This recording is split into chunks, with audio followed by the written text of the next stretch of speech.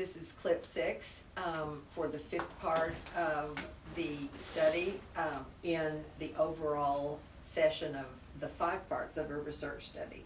Now we get to the conclusion, which a lot of people sort of wash out, and that's not what you do.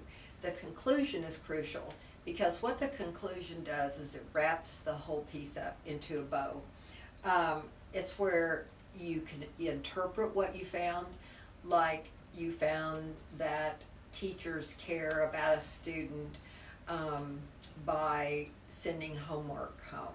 Well, what's that mean? That would be an interpretation. Does that mean they care about parents, the community? What does that signal about that teacher and that school, etc.? The fact that I send homework home with the student is the fact, that's the result, but the conclusion is what are the ramifications of that? What does that mean? And also you return to your theory. Now if you're in a confirming disconfirming study, that is absolutely crucial, because you started out to confirm or disconfirm theory, and you tell us right there in that conclusion, if you did that, yes, I did this or that or both. And that's really important to come back to your theory. Now, as I mentioned, if you have a theoretical framework, or if you allowed a more fluid approach, and you let your study kind of discover theory as it went along, discover theoretical ways to interpret your findings, it still has to be in that conclusion, because that's what we do as scholars.